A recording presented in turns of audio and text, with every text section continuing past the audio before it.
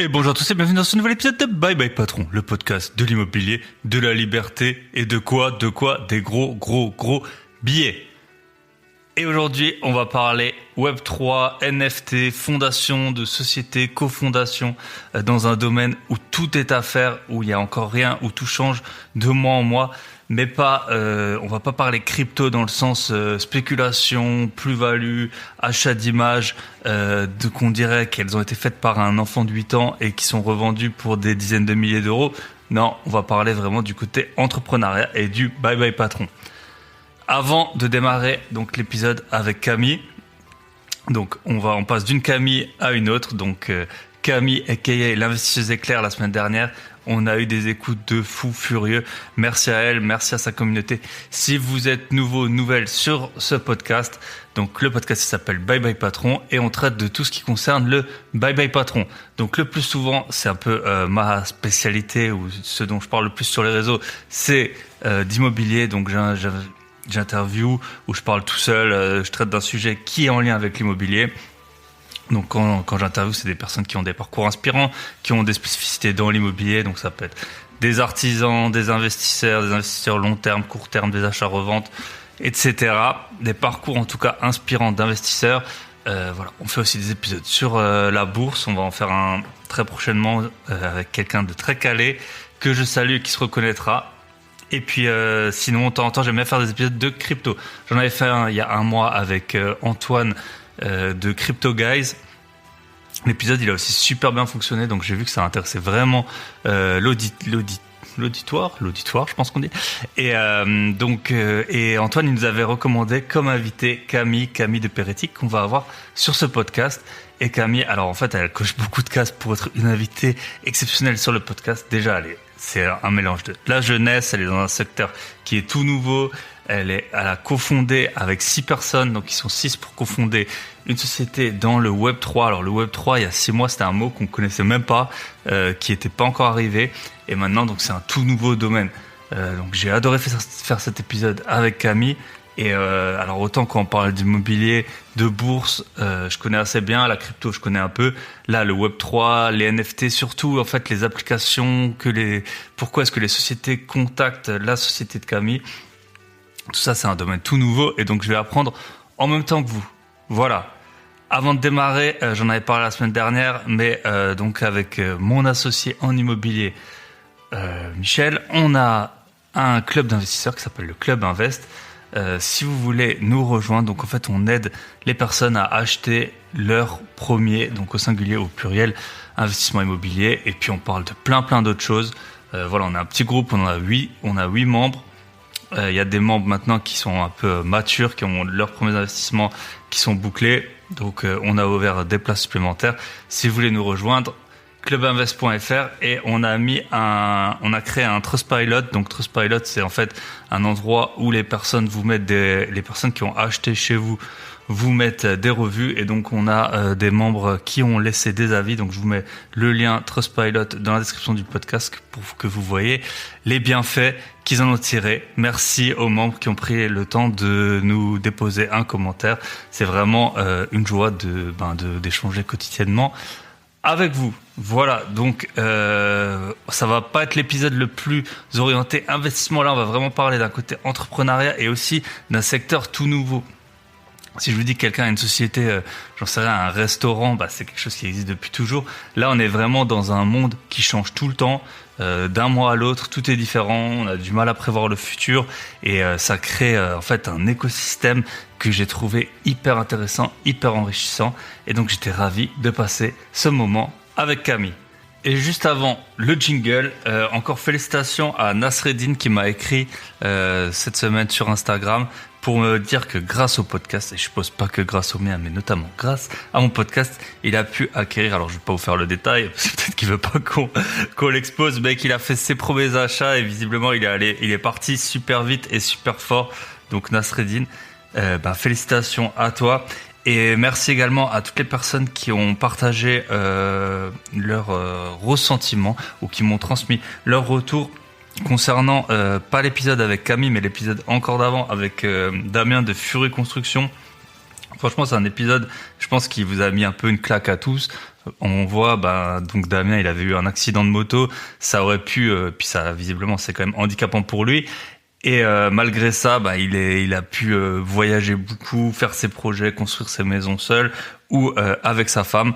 Donc j'ai eu plusieurs dédicaces, notamment de Romain, qui m'a souligné que c'était très intéressant d'avoir un investisseur qui fait les travaux seul, parce que c'est vrai que les investisseurs, et dont je fais partie, on fait très très peu de travaux, parce que quand on essaye d'enchaîner les acquisitions, on n'a pas le temps de faire les travaux, et puis après on n'a pas tous le talent. Damien, lui, il a pris le temps et puis il fait des achats-reventes, donc c'est un peu différent. Et donc c'est vrai que c'est un autre côté de l'investissement qu'on n'a pas toujours, alors qu'en fait c'est hyper lié, les travaux et puis les investissements rentables. Mais justement, grâce à Damien, on a vu que on peut être investisseur et bricoleur. Et aussi on a eu Nix, je sais pas comment on prononce ça, qui a aussi félicité encore Damien pour son parcours et qui va en plus se lancer dans son activité de marchand de biens. Voilà, écoutez, merci pour vos retours. N'hésitez pas à me faire des retours n'importe quand via Instagram ou par email info@byebyepatron.net. On est parti avec Camille, jingle. Et bonjour à tous et bienvenue dans ce nouvel épisode de Bye Bye Patron. Et aujourd'hui, on repart dans le monde des cryptos et même plus particulièrement celui des NFT avec Camille. Salut Camille, comment ça va? Salut Thibaut, super bien et toi? Ça va très très bien, je suis ravi de t'accueillir. Donc c'était Antoine qui nous avait mis en relation, donc on le salue. Et épisode avec Antoine qui avait super bien marché, même ma mère elle m'a dit ouais, comment on fait pour les cryptos là? Est-ce que je pourrais pas investir dedans?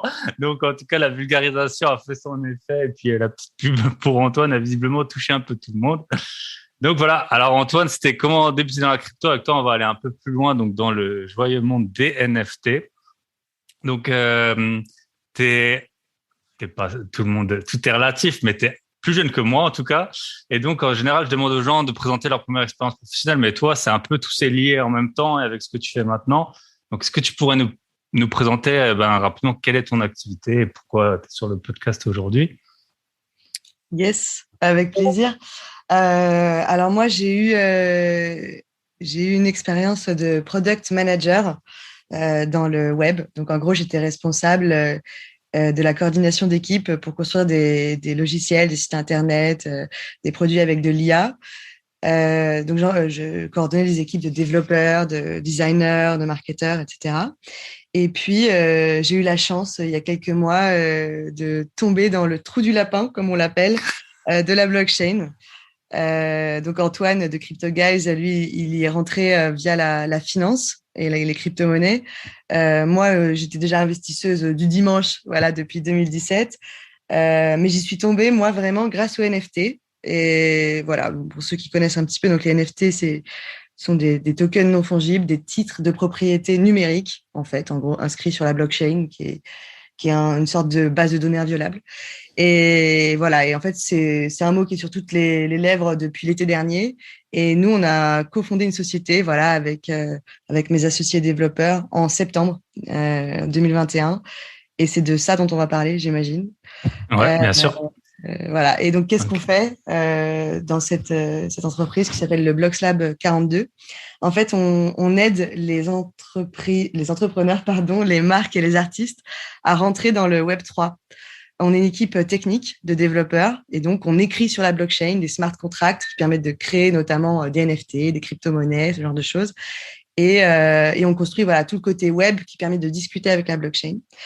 Et c'est ce qu'on appelle du coup le Web 3, un web plus où en plus de pouvoir lire le web et de pouvoir construire le web, d'écrire des choses sur le web, on peut aussi avoir de la propriété dans le web grâce aux NFT. Voilà. Donc en gros, on a surfé sur cette révolution et on a créé une nouvelle boîte. On était déjà dans ce qu'on appelle le Web 2 et on est arrivé dans le Web 3. Voilà, j'espère que c'était compréhensible. Voilà, donc pour les super novices, il y a des gens qui sont avancés, mais pour les super novices, donc les NFT, c'est vraiment donc un actif numérique. Actif, t'appelles, c'est ça, je sais pas si c'est le terme, mais en tout cas, c'est un un actif numérique que tu possèdes et qui est non fongible. Donc, par exemple, le blé, c'est fongible. 1 kilo de blé, c'est égal à 1 kilo de blé où que tu sois.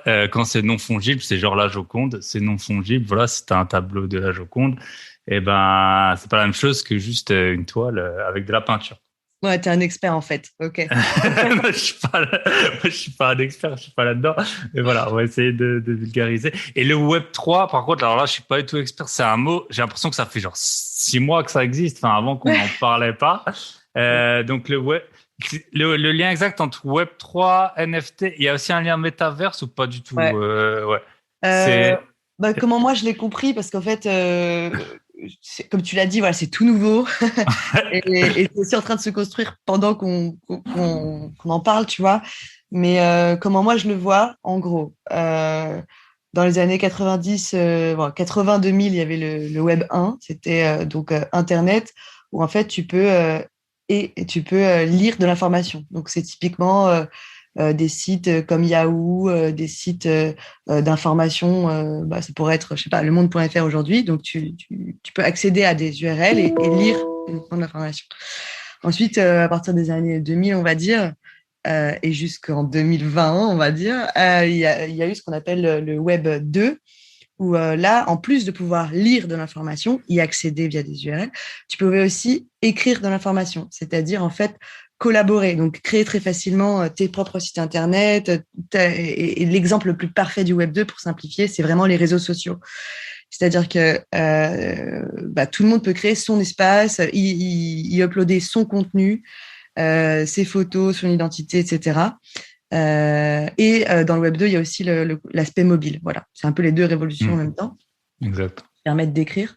Et puis le Web 3, donc en plus de lire, écrire, maintenant on peut posséder des choses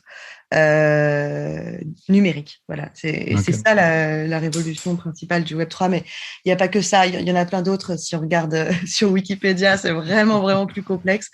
Mais bon, en simplifiant, c'est ça. Et donc, en fait, on peut dire que le Web 3, c'est fortement lié à la blockchain.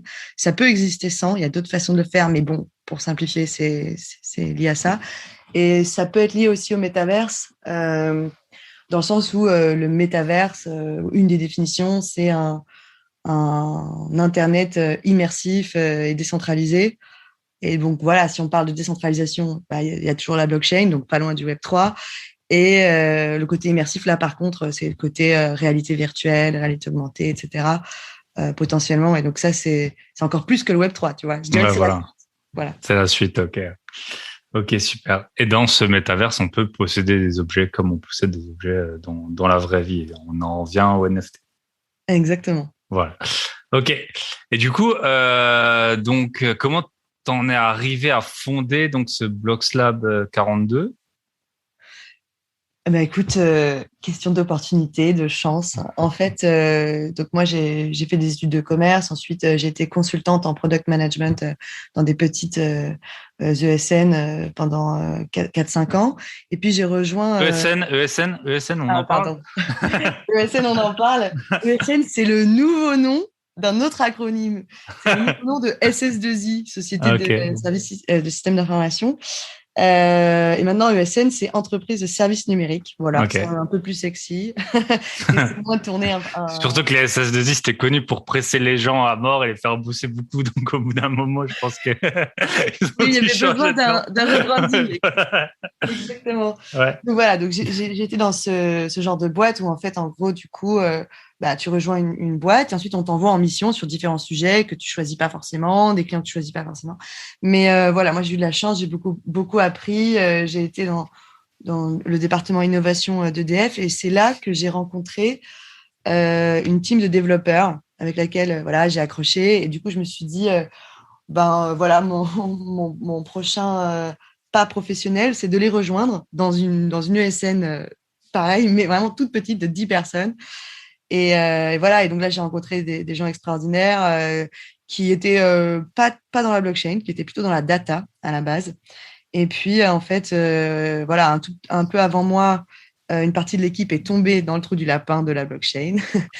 Et voilà, et en fait, quand on a déjà un tout petit peu voilà, compris peut-être le potentiel, en tout cas financier de la blockchain quand on est investisseur du dimanche et que en plus on a l'appétence technique comme l'avaient mes développeurs, bah là ça a été un coup de cœur magique pour eux. En fait, eux ils ont vu bon à la fois la mode etc qui faisait qu'il y avait tout de suite plein de clients, un marché extraordinaire, mais aussi, enfin d'un point de vue technique c'était fabuleux parce qu'ils se disaient mais en fait, là, potentiellement, le problème que je suis en train de résoudre, la ligne de code que je suis en train d'écrire, je fais potentiellement partie du premier millier d'individus qui l'écrit ou qui l'utilise, qui la comprend, et je peux en inventer d'autres.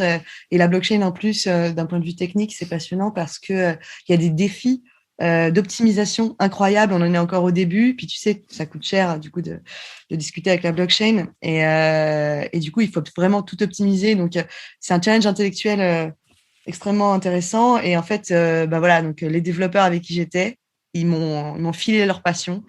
Et on s'est retrouvés voilà, à se dire, bon, ben, il y a un marché, clairement. On croit au Web3, on croit au NFT, au fait que, bon, là, on vend clairement des singes. Les Bored Ape. Voilà, qui valent des millions. Voilà, il y a des dérives, il y a beaucoup de scams. Il y a beaucoup voilà, de gens qui en profitent. Bon, et d'un autre côté, les acheteurs, on leur met pas non plus un pistolet sur la tempe. Hein, donc, bon, moi, j'ai envie de dire presque tant mieux pour eux, même si ça dessert un petit peu le marché.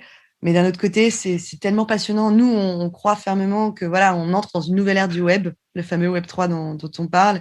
On a envie d'être acteur de ça, d'être constructeur. Et voilà. Et du coup, on s'est dit, bon, s'il y a un marché, si ça nous plaît, si on s'amuse quand on travaille et si on apprend tous les jours, bah, il faut y aller. Et du coup, voilà, on a créé une filiale de cette petite ESN de 10 personnes qui s'appelle EVA Soft. Et on a fondé le BlocksLab 42. Voilà, donc on est 6 devs et moi, qui suis product. Et là, on vient de recruter notamment un nouveau développeur aujourd'hui. Enfin bref, on grandit pas mal. Voilà. Ok.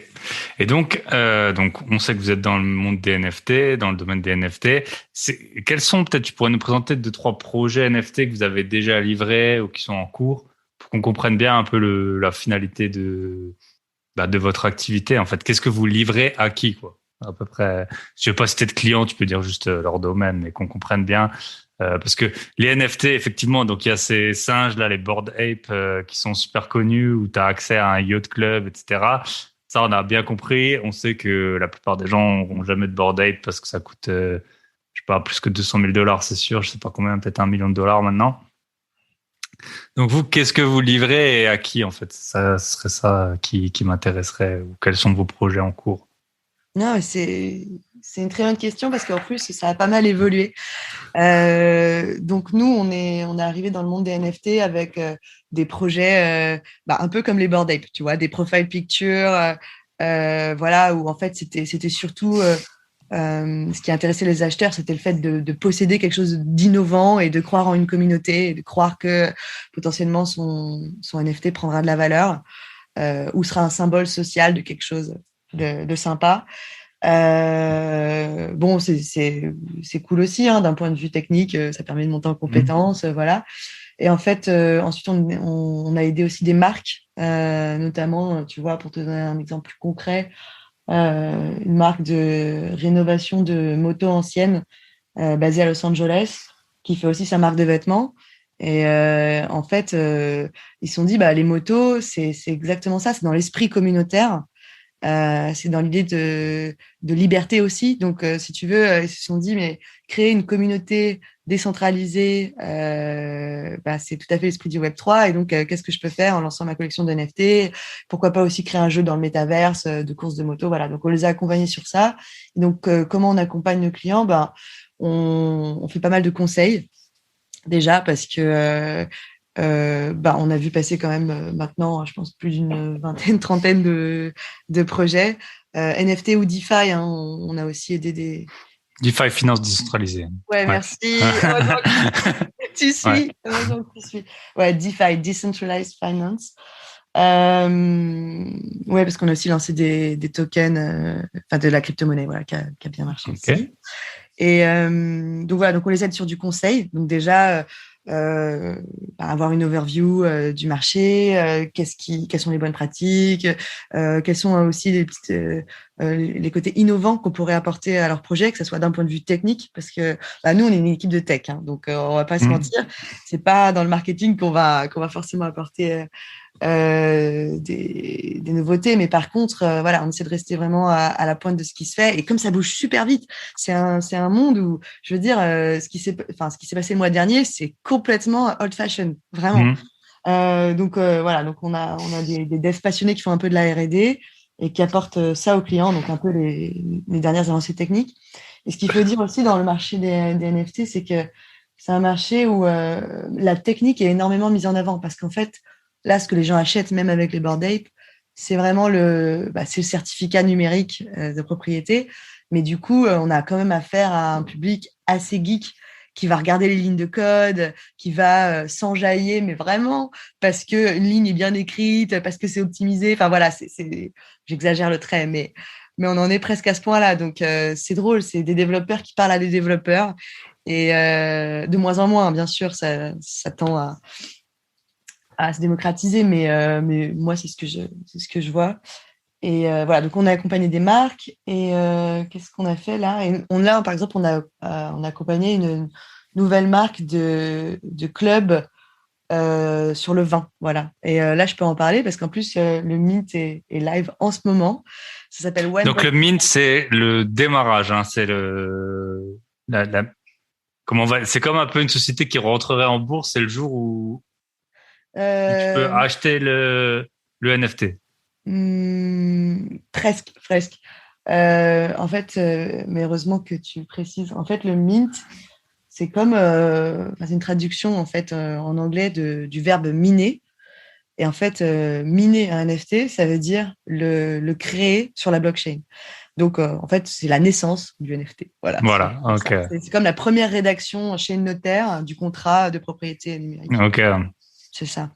Et bon, voilà. Donc, en gros, je peux expliquer un tout petit peu. Et ces Mint, souvent, on les connaît à l'avance. On sait le Mint sera dans quelques jours. Voilà. Exactement. Si tu veux, je peux expliquer rapidement comment ça marche. Ouais, bien sûr. Bon, on est là pour ça. Ouais.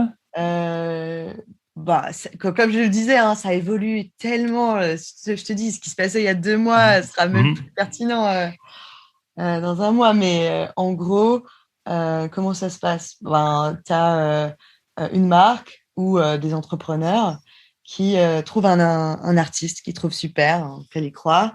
Ils lui demandent de construire X variations d'un même design. Donc, par exemple, si on prend les singes, qui sont bien connus, les Bored Ape, donc c'est un peu le même template, le même modèle initial. Et en fait, tu as des attributs qui changent, les lunettes, la couleur du pelage, les attributs qu'ils ont dans la main, etc. Mais finalement, ça reste le même template. Donc, ils demandent, par exemple, allez, on va dire 4000 variations de ce même dessin. Ensuite, ces dessins, ils sont mis sur un hébergement décentralisé, mais qui n'est pas sur la blockchain. Et puis, ensuite, nous, on crée des smart contracts sur la blockchain qui permettent, en fait, de façon vraiment décentralisée et sûre, de pouvoir déterminer qui possède une metadata. Et cette metadata, en fait, c'est relié à ce design sur IPFS, comme je disais. Sur un des 4000. Un des 4000, exactement. Voilà. Et en fait, du coup, comment ça se passe? Donc, ils créent cette collection-là. Cette collection, elle est pas accessible au début. Donc, on crée souvent un site internet qui parle de cette collection. On crée tous les réseaux sociaux autour qui disent voilà, on va lancer tel jour une vente aux enchères pour acheter un élément de cette collection. Et grâce à cet élément, vous aurez plein d'avantages. Alors déjà, bien sûr, il y a l'avantage financier, potentiellement, le fait de pouvoir le revendre plus cher plus tard parce qu'il prendra la valeur, le trader. Mais pas que. Souvent, bien sûr, il y a une roadmap, c'est-à-dire un plan d'action lié à cette collection. Typiquement, franchement, la plupart des collections aujourd'hui se ressemblent. Hein. Les plans d'action, c'est si vous avez ce NFT, alors vous pourrez accéder à des événements VIP,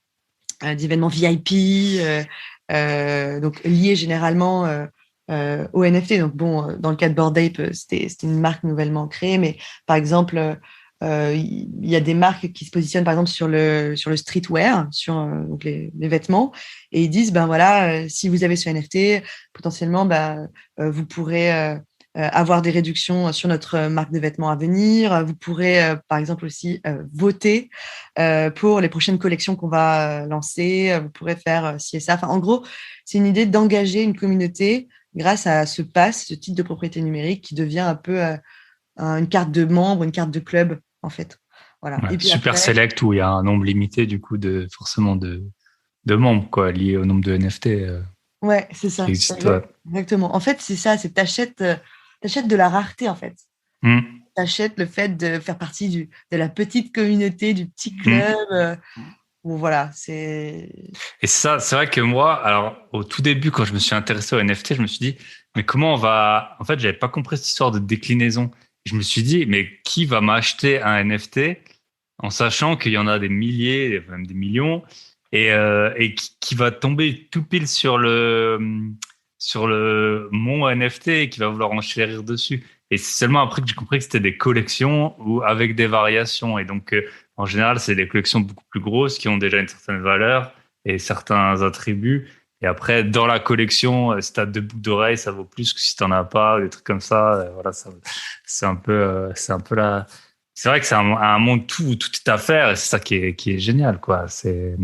Mais t'as tout à fait raison de souligner ça, en fait. Ouais, le fait qu'il y en ait 4000, effectivement, c'est aussi pour avoir une communauté voilà, assez conséquente pour qu'il se passe quelque chose, parce que bon, s'il y a 2 personnes dans la communauté, pour les votes, c'est pas intéressant. Et comme tu l'as dit, il y a de la rareté, c'est-à-dire que les designs sont différents, et quand on a généré algorithmiquement les designs, on a dit, ben voilà, par exemple, les boucles d'oreilles, celui qui a la boucle d'oreille, ben, il est super rare, il y en a un sur 4000. Et par contre, ceux qui ont un chapeau marron, là, il y en a 1000 sur 4000, donc c'est pas rare. Et en fait, ça permet du coup d'avoir des NFT qui valent plus que d'autres. Et en fait, toi, en tant qu'acheteur, quand tu achètes, tu ne sais pas ce que tu achètes. Quand tu mintes, justement, quand tu le crées sur la blockchain. Enfin, quand la collection sort tout juste sur la blockchain et que toi, tu l'achètes à l'aveugle, en fait. Tu ne sais pas Si quelle... t'auras Ah, ok, ça, je savais pas, ouais. Ouais, voilà, c'est D'accord. ça. Tu sais pas quelle rareté tu vas avoir. Ça, c'est vraiment au moment du mint. Hein. Donc, c'est un Ouais. moment. Cette vente aux enchères là, elle arrive, voilà, une fois. Voilà, elle est spéciale. Et en fait, tu ne sais pas ce que tu achètes. Et donc, c'est une forme de loterie. Hein. Donc, c'est marrant. Ah, c'est comme moi, je jouais à FIFA. Et dans FIFA, c'est ça, en fait, t'as une carte et puis t'as galéré pour l'avoir. Et puis au bout d'un moment, elle se retourne. Et puis une fois sur 100, t'as Ronaldo. Et puis l'autre fois, t'as un défenseur de Auxerre. Enfin, 3 fois sur 4 dont on n'a rien à faire.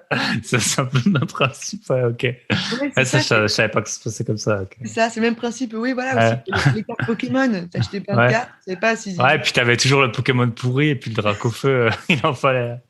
Ok. Ouais, ouais, je vois bien l'idée. Exactement. Et en fait, c'est marrant parce que c'est ça qui apporte aussi un peu de valeur, tu vois. Il faut, il faut que déjà, même quand tu as le NFT, certes, tu fais partie du club, mais même au sein de ce club, recréer un peu une hiérarchie. Il faut que... En fait, tu vois, c'est intelligent parce que c'est comme pour Pokémon. Au sein des gens qui ont des cartes Pokémon, il faut créer de l'envie, du désir pour Dracofeu argenté, pour Hmm. Mew, tu Ouais. vois. Et donc, c'est marrant parce que une des premières applications des NFT, quand même, ça me fait rire. Ça revient des systèmes un peu de notre enfance. Enfin, voilà, c'est Ouais. Ah, très c'est marrant. basique. On voit Ouais. qu'on en est vraiment au début, quoi.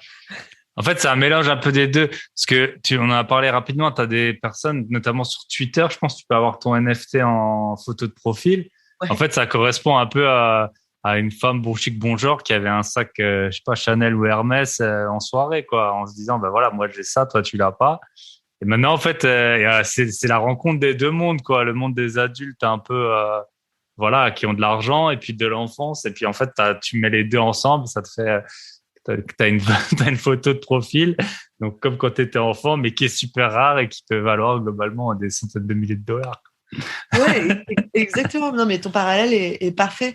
En fait, oui, il y a beaucoup de gens qui s'offusquent en disant, mais vous achetez du vent, c'est juste de l'ego, si ce n'est pas de la spéculation. Bon, déjà, il y a beaucoup de régulations.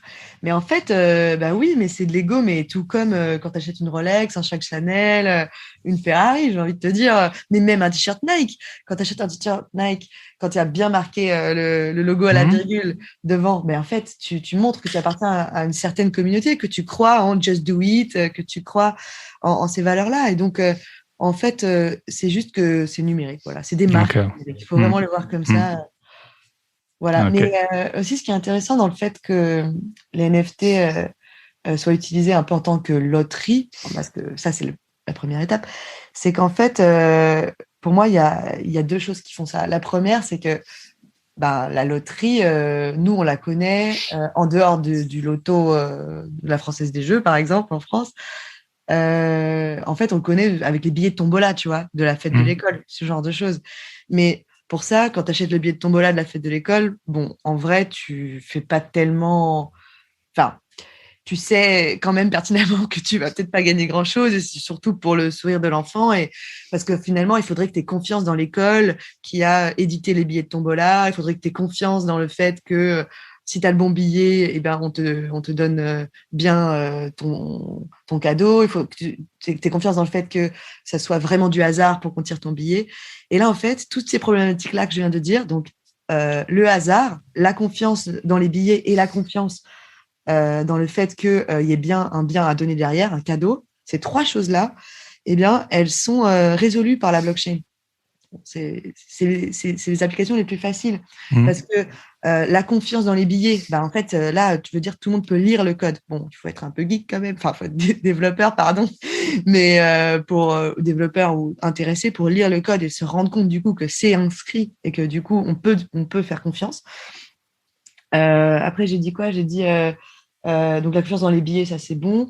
La confiance dans est-ce que il y a bien quelque chose derrière? Est-ce qu'on va vraiment me donner quelque chose? Ça c'est pareil, c'est visible dans le code.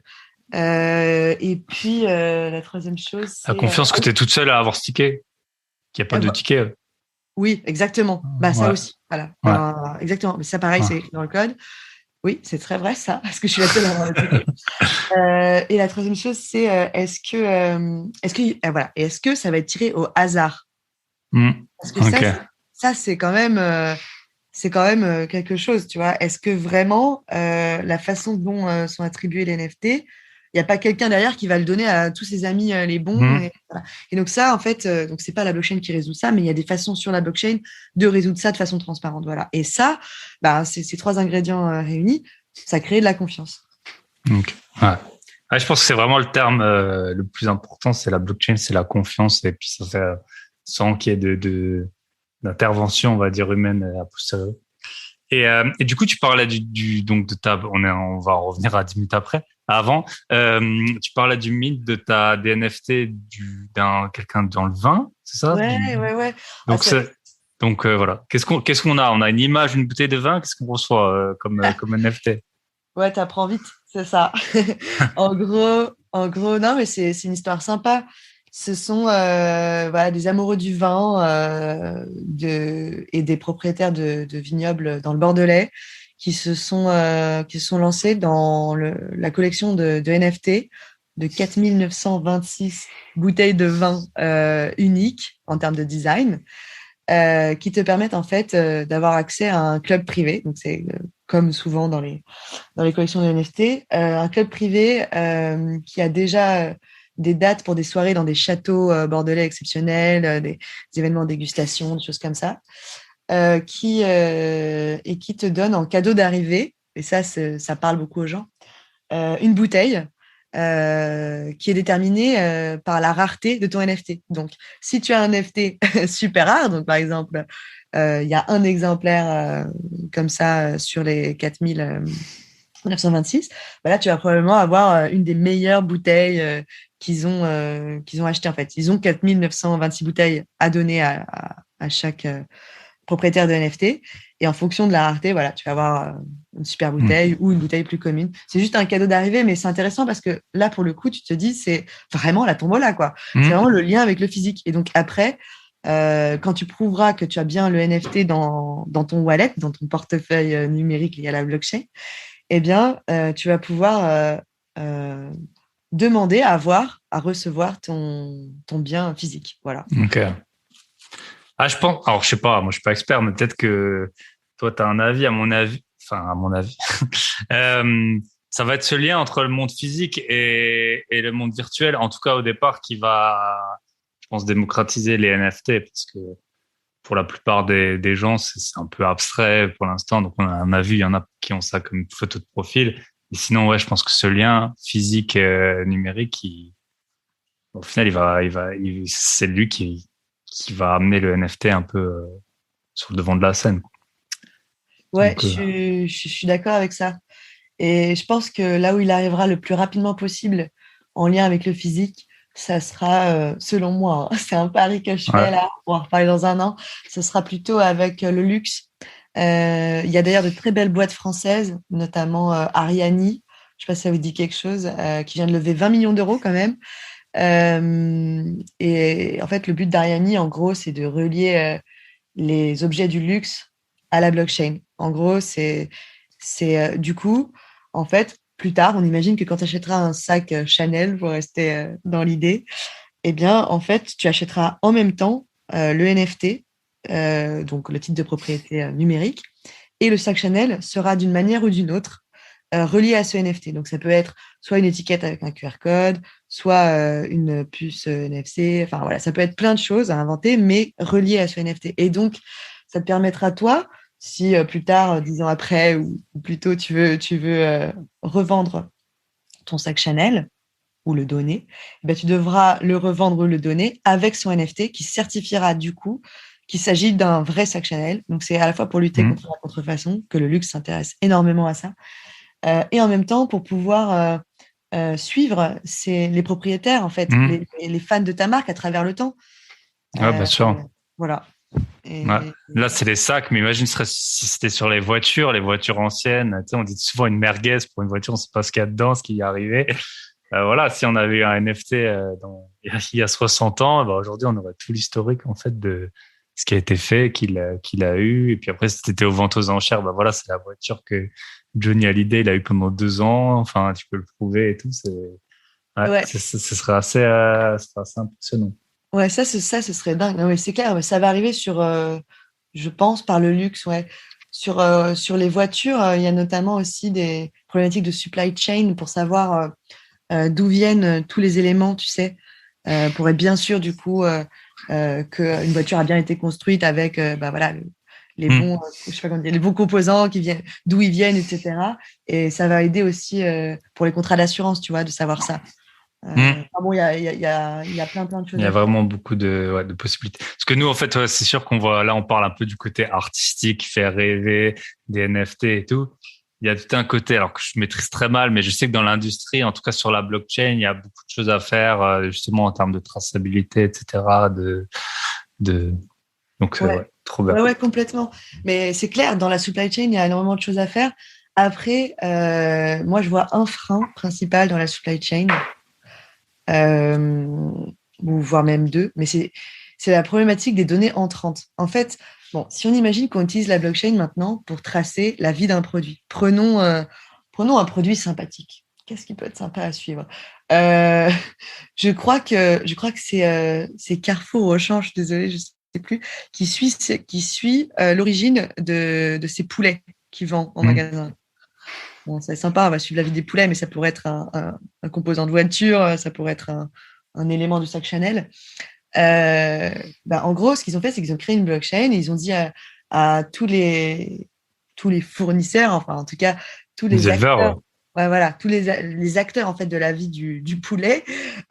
Donc oui, l'éleveur, mais aussi le vétérinaire, le transporteur, celui voilà, qui tue, enfin bref, voilà, tout le monde, en fait, celui qui les emballe, etc., de mettre les données dans la blockchain. Et comme ça, en fait, à la fin, le consommateur, quand il a sa barquette, par exemple, il peut vraiment savoir tout ce qui s'est passé et on peut remonter super facilement, c'est transparent, c'est inviolable, etc. Mais en fait, il y a un vrai problème par rapport à ça quand même, c'est qui valide l'entrée des données. ouais, Et, exact. et c'est pareil pour les composants de voiture, etc. Donc, il y a quand même des choses qui sont difficiles pour moi sur la supply chain. C'est pas facile, il faudrait des validateurs, il faudrait plein de choses, parce qu'après, une fois que tu as mis des données fausses, pas Ouais, facile. ouais, c'est ça. C'est comme les statistiques. Parfois, tu vois, tu réponds à des sondages, t'en as un peu rien à faire et tout, vite fait. Puis après, ils commencent à te faire des courbes dans tous les sens. Oui, il y a tant de gens qui ont dit ça et tout, même si la question elle est mal posée à la base, ou si toi, t'étais juste pas dans un bon jour, tu peux répondre à un truc, ça sert à rien après d'aller dans le détail du détail si à la base, la donnée, elle est pas bonne, quoi. Donc, je pense que c'est pareil avec le poulet. Si le gars, il confond deux poulets, où il se dit, bon, allez, je le fais que à la fin de la journée, et puis commence à tout mettre l'un derrière à l'autre. Voilà, ouais, c'est sûr que c'est... Et puis après, je pense qu'il y a une vraie question, c'est est-ce qu'on a besoin de la blockchain pour ça? Il y a des choses pour lesquelles on a besoin, il y a d'autres, voilà, une traçabilité, t'as pas forcément besoin de la blockchain, quoi. Tu peux avoir, enfin, ça existe déjà, je veux dire, ça existait bien avant la... Exactement. En fait, la blockchain, elle est intéressante pour moi qu'à partir du moment où il y a une problématique de confiance. S'il n'y a pas de confiance, ouais, voilà, principalement. Parce que finalement, ce qu'apporte la blockchain, c'est pas de la rapidité, c'est même pas des coûts, c'est coûteux. Je veux dire, c'est même pas moins cher, c'est coûteux d'utiliser la blockchain, c'est plus lent, c'est plus contraignant parce que voilà, justement, il faut quand même valider les données d'entrée, enfin celles qui arrivent, voilà comme ça. Donc effectivement, c'est pas, enfin la blockchain clairement, elle n'a pas vision à remplacer toutes les bases de données. Ça n'a pas de sens. Et en l'occurrence, pour certaines supply chains, ça n'en a pas non plus, parce qu'en plus, même le fait qu'elle soit donc décentralisée, c'est-à-dire qu'elle n'appartienne à personne et que personne puisse la modifier, ça n'a d'intérêt que si, déjà de un, il y a vraiment un problème si elle est modifiée. Bon, et c'est vrai que dans l'alimentaire, on peut se dire, oui, il peut y avoir un problème, mais d'un autre côté, en fait, on peut se retourner malgré tout. On peut quand même trouver d'où vient le problème et se retourner. Enfin, c'est pas non plus tellement un problème. Et puis de deux, tout le monde n'a pas, si dans toute la chaîne, tout le monde n'a pas intérêt à mettre l'information dans la blockchain de façon décentralisée et transparente, alors il y a un problème, tu vois. Et en fait, est-ce que l'éleveur, il a vraiment intérêt à mettre les informations là-dedans? Est-ce qu'il peut avoir un jour de retard sur quelque chose, pas avoir mis le médicament au poulet au bon moment, mais c'est pas très grave. Enfin, en gros, si déjà tu n'as pas intérêt à ce que tout le monde voit tes données, enfin ce que tu rentres, bah déjà ça peut pas marcher, tu vois. Un consortium comme ça d'entrée, ça peut être compliqué. Mais bon, je dis ça, je suis pas du tout experte non, mais c'est intéressant parce que je pense que voilà, on en est un peu au début des NFT, enfin en tout cas de la démocratisation, et qu'on puisse voir un peu les usages, pourquoi c'est fait, pourquoi c'est pas fait. C'est forcément super utile. Ok. Je voulais faire une partie 2 avec toi parce que du coup j'essaie en ce moment au mieux de faire des épisodes d'1 heure et c'est pas forcément évident parce qu'on a toujours beaucoup de choses à se dire. En fait, je voulais voir vraiment donc là on a fait un bon petit tour des NFT, faire un peu vraiment la partie. Ben, tu vois, mon podcast s'appelle Bye Bye Patron. Maintenant c'est toi la patronne ou la co-founder de Bloxlab. Et du coup je voulais voir avec toi. Donc on a vu comment t'en es arrivé là. Et justement un peu même si le monde le domaine il est innovant, après il y en a quand même toujours des basiques de CEO ou de COO dans ces boîtes. Et donc est-ce que tu pourrais nous parler donc on n'a pas dit ton âge, mais t'es plus jeune que moi. Je sais pas quel âge tu as. Non, mais Moi j'ai 35 ans, donc voilà. C'est un monde, voilà, c'est pas les gens ils veulent se lancer plus tard, plus tôt. Donc, comment tu vis ton rôle un peu justement de co-founder? Donc, si tu pouvais nous parler de tes missions. Et puis moi, il y a quelque chose qui m'intéresse vraiment, c'est qui est lié par contre à ce monde, c'est comment on recrute des gens dans un domaine qui, si tu vois, tu l'as dit il y a 2 mois, ce qui était il y a 2 mois, c'était pas la même chose qu'aujourd'hui. Alors déjà, c'est pas évident de recruter des gens dans les boulots normaux. Mais alors là, dans un monde qui change tout le temps, où je pense qu'il y a beaucoup de gens qui cherchent des devs et tout là-dedans. Donc, voilà. Si tu pouvais nous dire donc quelles sont exactement tes missions. On a vu ce que faisait Bloxlab, du coup. Quelles sont tes missions chez Bloxlab? Ok. Bah déjà, Bloxlab, du coup, c'est une entreprise qu'on a cofondée à 6. Donc déjà, c'est je trouve ça un peu innovant déjà, Ouais. parce qu'on s'est rendu compte qu'on était, voilà, qu'on avait tous des choses différentes à apporter et que un peu à l'image du Web3 où la communauté est centrale, là, on s'est dit on voulait construire quelque chose de communautaire. Et donc, voilà, tous les autres associés avec moi sont développeurs. Euh, et donc, bah voilà, ils font marcher le business, ils vendent, ils réalisent. Et moi, alors, on a trouvé un acronyme que je ne connaissais même pas. En fait, c'est ça qui est drôle. Ah, donc celui-là, tu devras bien le présenter, parce que si tu le connaissais pas. Ah ouais. euh, Mais non, mais je le connaissais pas. Mais en fait, c'est connu. Hein, c'est CEO, effectivement, ouais. Chief Operation Officer.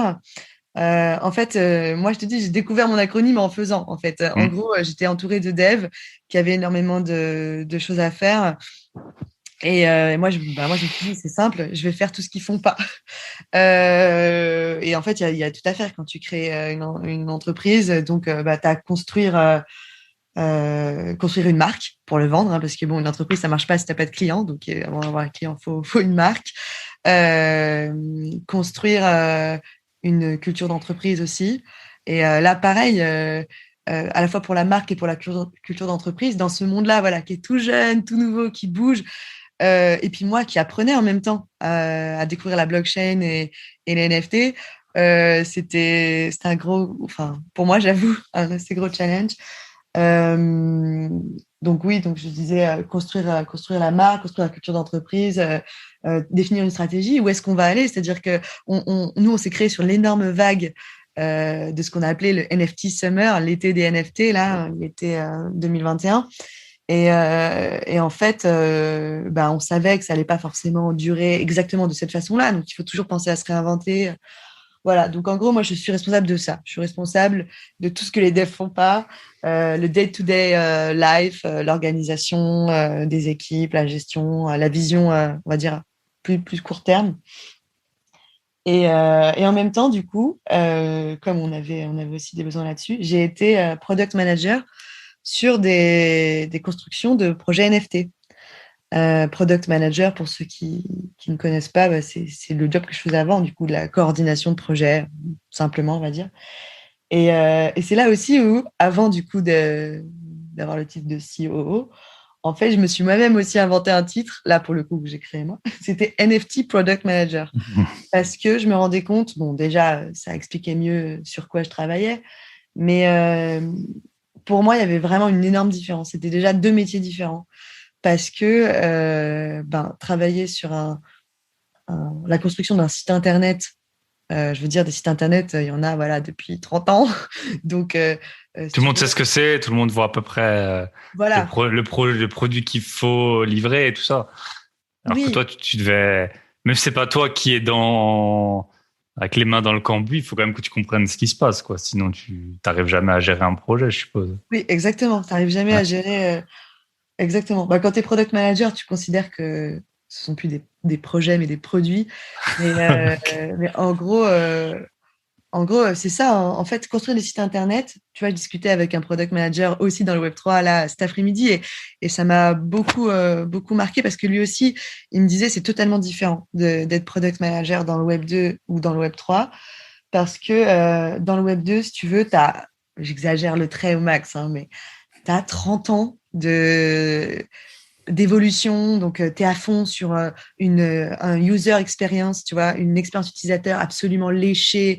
On fait en sorte que tu perdes le moins de temps, que ton œil il soit orienté au bon endroit. Enfin, je veux Mhm. dire, d'un point de vue front, donc ce que tu vois du site web, tu as énormément voilà, de règles, Choses qui ont été testées, voilà. retestées, voilà. Où est-ce qu'on met le bouton achat, combien on fait de clics pour acheter, tout ça, ça a été, Exactement. Donc, en c'était fait poncé, quoi, à fond, quoi.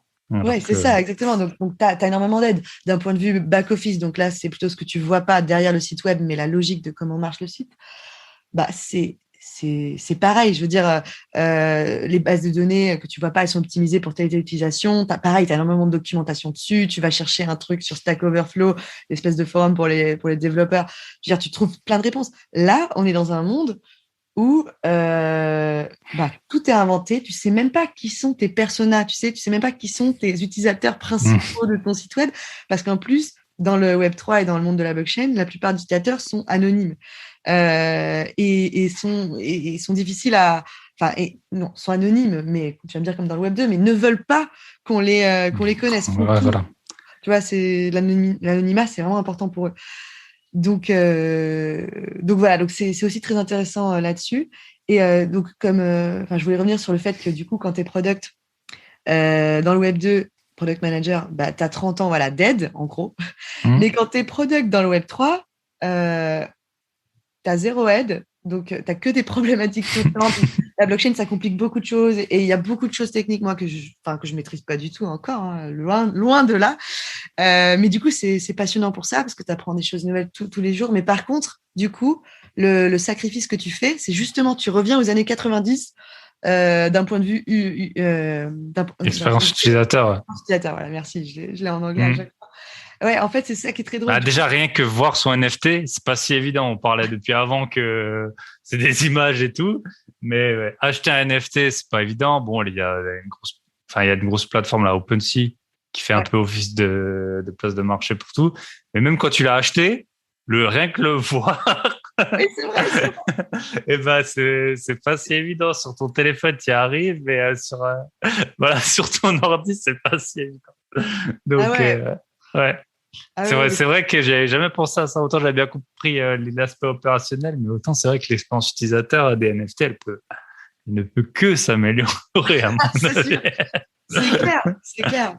Non, mais du coup, voilà. Donc, du coup, effectivement, c'est passionnant, mais c'est quand même beaucoup plus dur, je trouve. Voilà. Après, c'est comme tout, hein. Dans 3 ans, ce sera plus simple.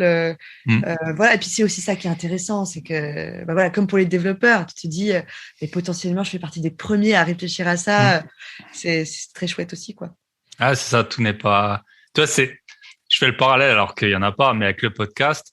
Alors, le podcast, ça existe depuis longtemps, mais on n'en est pas au même point que les vidéos YouTube. Alors, parfois, c'est compliqué d'avoir des infos sur le référencement, parce que forcément, les écoutes, on essaie de faire en sorte qu'il y ait le plus de gens qui écoutent. Tu te dis, je mets des mots-clés, j'en mets pas, j'écris un texte, j'en mets combien, tu peux pas faire de pub. Tu sais pas si, en fait, ton hébergeur, il a une place sur les plateformes, parce que les plateformes, elles communiquent pas trop sur qu'est-ce qui fait que t'es mis en avant ou non. Mais d'un côté, ça fait que moi, c'est une activité annexe et que je peux rentrer là-dessus. Alors que si je voulais être un YouTuber à succès, ce serait un boulot à plein temps. Toi, ça fait que tu as pu rentrer dans ce monde alors que t'étais débutante. Enfin, voilà, ils vont pas embaucher chez Amazon quelqu'un qui se dit bon, je vais changer de voie et puis je vais faire ça, quoi. Donc, c'est la magie du truc, quoi. Souvent, les contraintes et les avantages elles sont liés, en fait, hein, Ouais, c'est très juste. Mais ce que tu dis entre les podcasts et le Web 2, c'est très vrai. Et en fait, malgré tout, le Web 2, c'est pas malgré tout, il est pas mort, c'est pas ce que je veux dire. Enfin, le Web 2 le Web 3, pardon, va pas remplacer le Web 2 du tout. Et le Web 2 déjà apporté tellement de nouveautés, de liberté. Il y a tellement de choses qui ont pas été faites. Mais du coup, imagine en 10 000 fois pire, quoi, dans le Far West.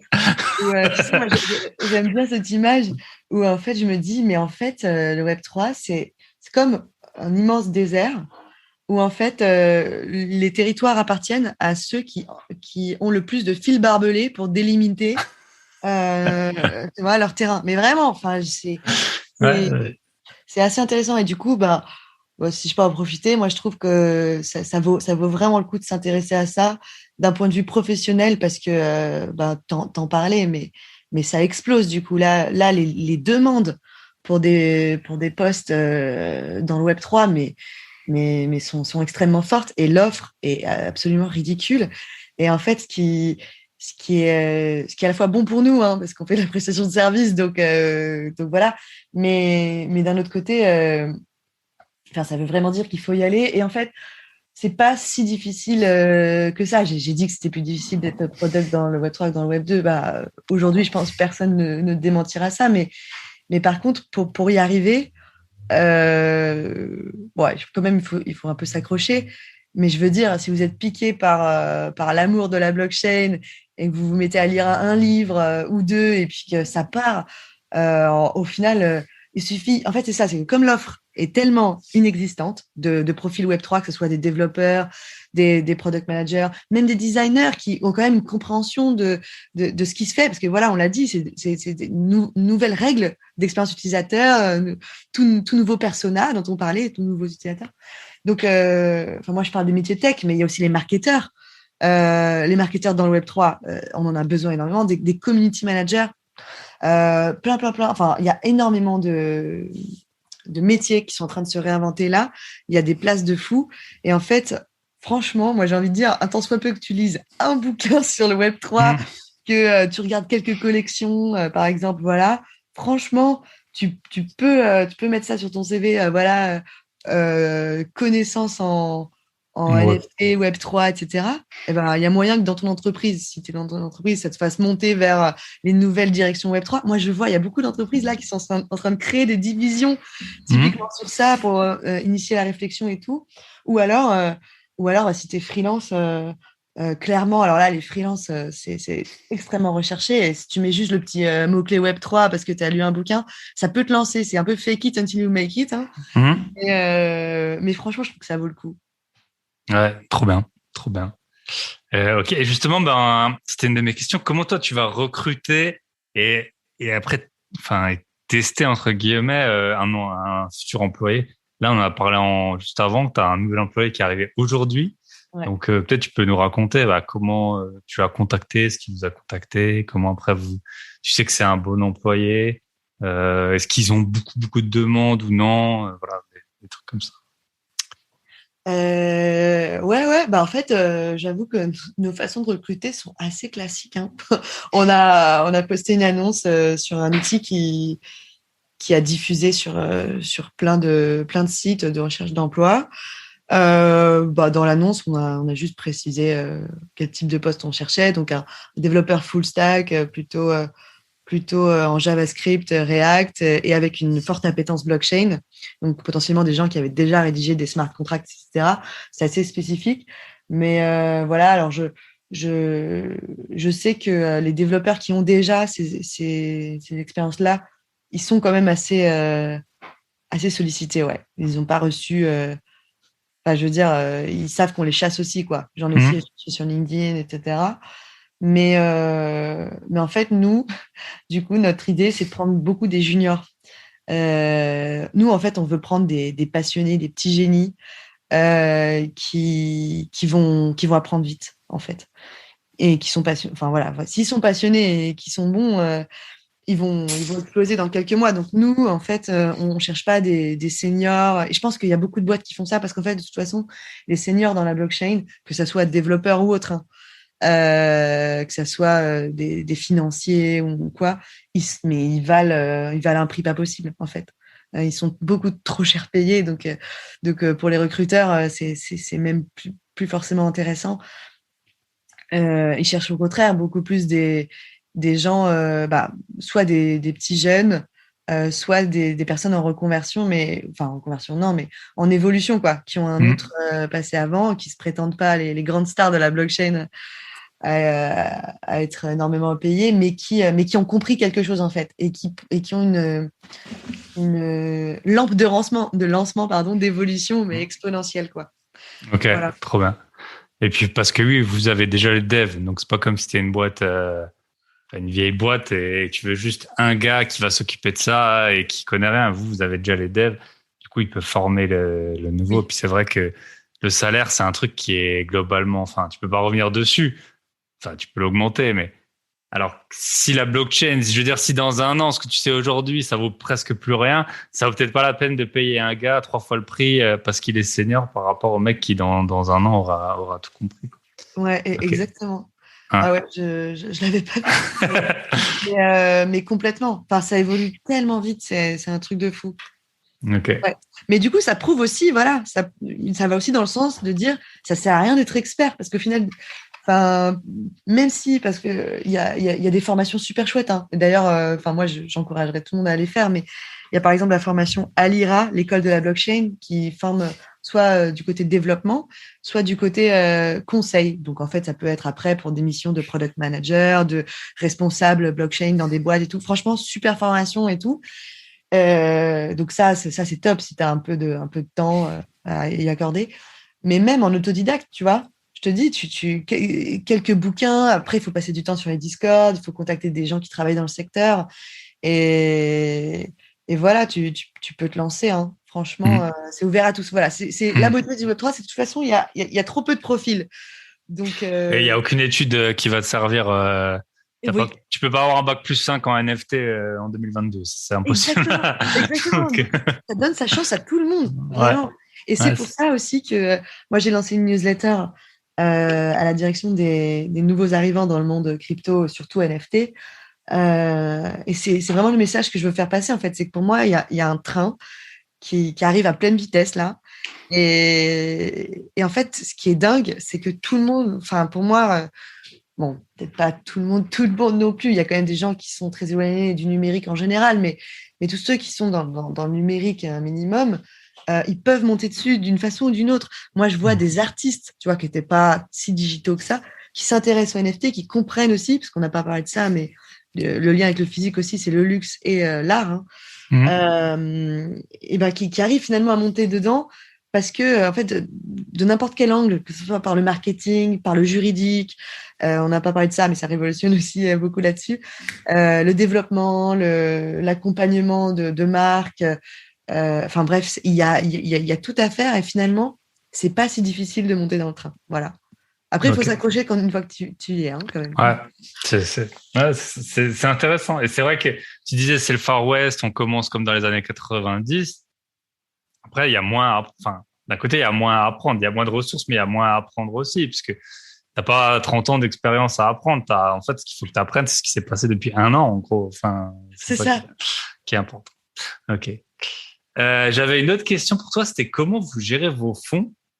Parce que je suppose en plus que ça prend du temps, t'es pas payé tout de suite. Enfin, voilà. Comment est-ce que vous gérez ça, un peu le côté finance de la boîte? Bah, nous, en fait, on a la chance d'être une filiale en fait d'une boîte qui fonctionne bien et qui du coup bah, déjà a investi, a cru en nous dès le début quand on n'avait pas de revenus et nos fonds bah, on les bah, déjà il y a une grande partie qui est en crypto-monnaie mais tout ça est légal en fait, il suffit de faire des factures donc c'est cool. Et en fait, bah, du coup, la question des fonds est d'autant plus intéressante que tu te demandes qu'est-ce que tu fais quand tu reçois de l'argent en crypto-monnaie en tant que boîte. Qu'est-ce que tu fais? Est-ce que tu le stabilises tout de suite? C'est-à-dire, est-ce que tu le transformes tout de suite soit en fiat ou en stablecoin, voilà, soit en fiat, c'est-à-dire en euros directement, ou est-ce que bah, tu te dis, mais attends, cet argent, de toute façon, il est déjà en Ether. Bah, est-ce que du coup, je ne ferai pas de l'asset management et est-ce que ah, c'est pas évident. Ouais, c'est pas évident parce que ouais, c'est pas évident parce que c'est de l'argent. Enfin, c'est déjà là en fait. Donc voilà, donc c'est des questions qu'on se pose. Bon, là, pour être transparente, on essaie beaucoup de stabiliser parce que bah, on sait pas trop. Enfin, on vient quand même de débuter, on sait pas trop comment ça va évoluer. Puis les cours, ils sont pas sur une fusée en ce moment, quoi. Non. Après, c'est toujours, après, c'est toujours pareil. C'est voilà, t'as connu 2000 investissements. Toi, on a parlé vite fait que t'étais investisseuse depuis 2017. Bah, moi aussi. Après, on a connu le 2018 à 2000, fin 2020 où il se passait pas grand chose. Et voilà, personnellement, moi, j'en suis un peu sorti parce que j'avais plein d'autres projets. Et aujourd'hui, je sais que c'est à tort, entre guillemets, j'ai pas de regrets parce que j'ai d'autres choses à faire. Mais là, je pense qu'on est un peu dans cette phase et c'est toujours, ben voilà, il y a un an, je me disais, punaise, pourquoi t'as pas chargé la charrette? Puis là, on en est au même point. Mais en fait, c'est que le futur qui te dit si t'avais raison ou pas. Donc forcément, quand t'as une boîte à faire tourner, c'est encore pire, quoi. Moi, c'est pas de l'argent dont j'ai besoin, mais t'as quand même des regrets quand ça monte ou que ça baisse.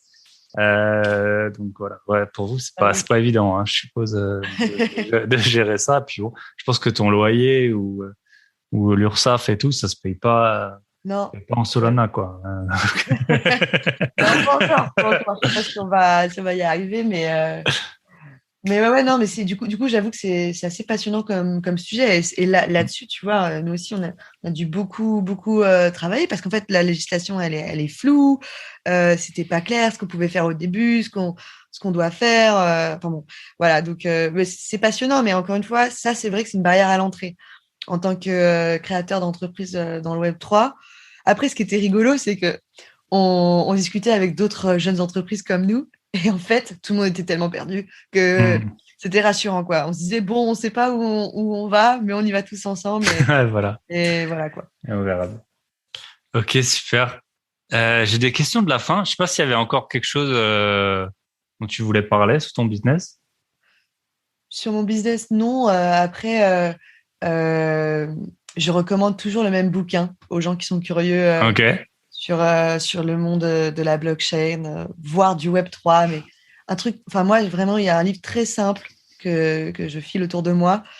Sur lequel j'ai zéro part. Hein. Ça s'appelle Bubble or Revolution. Voilà, disponible sur Amazon. Et bon, c'est écrit par des product managers, j'avoue. La famille. La famille de Facebook et Meta. Et franchement, c'est très clair en fait. Tu vois, c'est des gens qui ont compris. De toute façon, un product manager, c'est ça, c'est quelqu'un qui est entre la technique et le client, tu vois, qui comprend. Mhm. Donc, du coup, c'est quelqu'un qui, normalement, est capable de vulgariser bien des choses complexes. Bon, il y a potentiellement d'autres qualités, mais voilà. Et là, vraiment, c'est très bien fait. Et je trouve que voilà, c'est 200 pages qui valent la peine. Et je connais peu de gens qui en sont sortis de ce livre en disant j'ai rien compris, quoi. Ok. Voilà. Donc Donc, Bubble or Revolution, c'est ça? ouais, Ah. du coup, oui, ça c'est en anglais, mais bon, trouvable en français aussi. Ah, il existe en français. Ouais, Ok. La bulle ou la révolution? Je sais pas comment ça s'appelle. exactement. La Ouais, bulle de savon. Ouais, non, mais ouais, super. En fait, moi, pour être, je vais le dire pour les auditeurs du podcast, je demandais souvent les livres. Mais en fait, notamment dans l'investissement immobilier, c'est toujours les mêmes livres qui reviennent. Et du coup, j'ai enlevé cette question parce que je trouvais que voilà, c'était pour qu'on me répète pour la 5e fois le même livre. C'est pas la peine. Mais là, pour le coup, ça a été. Et je sais que dans les cryptos et tout ça, il y a peu de livres. Donc c'était pas prévu, mais c'est très bien que tu nous partages ça et je vais essayer de le lire du coup ce livre du coup Bubble or Revolution. ah bah écoute, quand tu l'auras lu, avec plaisir pour échanger, ça, Ah c'est toujours des bonnes questions, ouais. ouais, ouais. En ce moment, je lis ça, juste pour la petite parenthèse, je relis un très bon livre, L'autoroute du millionnaire. Si tu l'as pas lu, je que te le conseiller. Et en plus, j'ai fait un épisode de podcast avec quelqu'un qui a voyagé en Asie, qui l'a raconté dans son livre. J'arrive enfin à la fin. Et trop bon livre. Et surtout, là, je vais faire dans la semaine prochaine, ce sera un épisode sur le guide du squatteur immobilier. On va faire un épisode. Donc, toutes les techniques pour, forcément, quand tu es un investisseur, c'est ta pire hantise, c'est les squatteurs. Et donc, il y a un livre qui existe, voilà, qui traîne sur les blogs un peu zadistes ou dissidents, le guide du squatteur. Donc, ça va être ma prochaine lecture là de ce week-end. Pour faire mon épisode. Donc, ce sera sûrement l'épisode de la semaine prochaine, le guide du squat.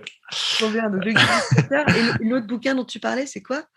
Alors, le livre super connu, L'autoroute du millionnaire, que je peux que te Tour du recommander. millionnaire. L'autoroute du millionnaire c'est en fait, c'est un livre. Alors, quand tu es investisseur IMO, beaucoup de gens le connaissent, mais c'est un gars qui dit en gros, moi, je voulais pas rouler en Lamborghini à 60 ans, quand je peux pas monter dedans, que tu as l'air idiot et tout, je vais en beau tout de suite. Voilà, tu fais pas le chemin des piétons. Donc, à un moment, il parle un peu, il dit l'immobilier, c'est entre les deux, entre le gars qui va économiser tous les mois et puis le gars qui est sur l'autoroute.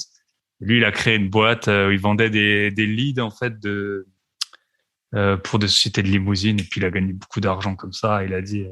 Puis il commence le livre, en gros, il dit voilà, j'ai une Lambo, j'ai une maison, elle est tellement grande, il y a des pièces, j'y vais pas pendant des semaines et tout. Il est forcément, il est Ouais. un peu pushy ou voilà, provocateur, mais ça fait du bien, tu vois, dans ce monde où tout le monde est toujours oui, mais qu'en pensent les pauvres, comment s'en sortent les gens qui vivent avec seulement ça. Alors forcément, il faut tenir compte de tout le monde, mais justement de tout le monde et aussi des mecs qui te racontent comme ça. Donc voilà. Ok, des petites questions. On va faire court pour la fin. Qu'est-ce qui va faire que ton business il va fonctionner ou qui fonctionne selon toi?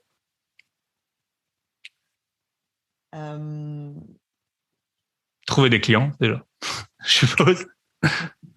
Effectivement, mais la question, c'est lesquels en fait. Ouais. Parce que cette question est extrêmement pertinente pour nous, parce que c'est une question qu'on se pose là, en fait.